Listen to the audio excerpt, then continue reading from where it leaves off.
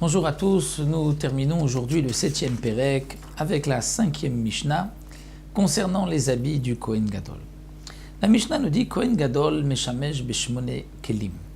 Le Kohen Gadol, lorsqu'il servait au Beth Amikdash, il avait 8 kelim, 8 habits. Ve'ediot, un simple Kohen, en avait 4 habits. Un simple Kohen qui sert au Beth Amikdash alors qu'il ne porte pas ces 4 habits, la avoda n'est pas cachée. De même, le Kohen Gadol, s'il sert au Beth Amikdash alors qu'il n'a pas les 8 habits, la avoda n'est pas valable. Si un simple Kohen porte plus d'habits qu'il doit, il porte ceux du Kohen Gadol, la avoda non plus n'est pas bonne. L'un doit porter 8, l'autre 4, et juste Yom Kippourim, le Kohen Gadol revient au chiffre de 4 avec ses habits en blanc, comme nous l'avons vu précédemment. Donc le Kohen Gadol a 8 habits, le Kohen simple, Ediot, en a 4. Quels sont les habits du Kohen Ediot? Biktonet, une tunique, Michnasai, porte de caleçon, Mitznefet, un chapeau, Ve'avnet, donc une coiffe, un chapeau, Ve'avnet et une ceinture. Ce sont les 4 habits du Kohen. Mosif alav Kohen Gadol. Le Kohen Gadol rajoutera sur ces 4 des habits en or, Rochen, c'est-à-dire ce qu'il portait, les fameux Urim Vetumim, c'est-à-dire ce qu'il portait sur son cœur, cette plaque avec 12 pierres qui est appelée les Urim Vetumim, c'est le Rochen.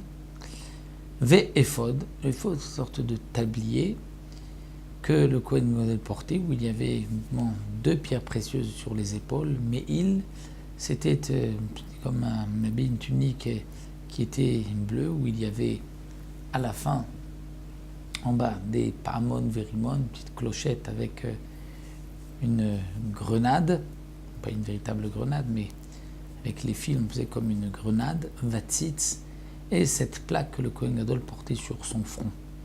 Be'elu nishalim b'urim vetumim. Lorsque on posait une question au Kohen Gadol avec les urim vetumim, il fallait qu'il porte ces 4 habits. 4 habits en plus des katot, donc il porte les 8 habits. On ne pouvait pas, n'importe qui, ne pouvait pas poser la question au Kohen Gadol, donc demander à travers le Kohen Gadol une question à Kadosh Baruch Hu. On ne posait la question que pour un roi, que pour un beddin, c'est-à-dire que pour le beddin, l'ishkat agazit, ou mishat tzibur tsarich bo, ou si c'est quelqu'un que le tzibur a besoin de lui comme le chef des armées, comme Yoav ben Tserouya nous précise les Mefarshim. Comment ça se passait exactement lorsqu'on venait poser une question au Kohen Gadol?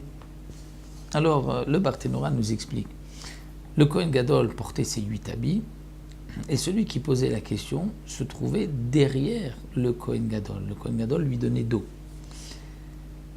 Celui qui posait la question était face au... Donc le Kohen Gadol à qui on posait la question était face au Aaron HaKodesh, et celui qui lui posait les questions était derrière lui. Donc celui qui pose la question, que ce soit le roi par exemple, peut dire je vais faire telle chose ou je ne vais pas faire. Comme David Amer pose la question, je vais sortir en guerre, pas sortir en guerre. Il ne posait pas sa question à haute voix. Et il ne la réfléchissait pas juste dans sa tête. Il devait la dire, mais à voix basse. Le Kohen Gadol était rempli à ce moment-là, s'habillé d'un roi HaKodesh. Il regardait le Rochen et il voyait des lettres sur le Rochen qui s'éclairaient et qui étaient en relief, ces lettres-là. Et ces lettres-là qui étaient en relief, il devait voir la combinaison des lettres pour former le mot grâce au roi HaKodesh et lui dire est-ce que tu vas faire telle chose ou telle chose. Est-ce que toutes les lettres de l'alphabet se trouvaient là-bas? Oui, parce que c'était marqué le nom des Aseret HaShvatim, Reuven, Shimon, Lévi, Yuda, etc.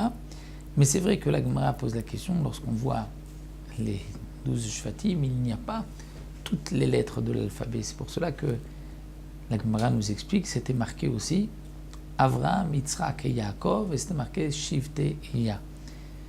Donc de cette manière, le Kohen Gadol avait toutes les lettres qui pouvaient donc être en relief et il devait faire cette combinaison.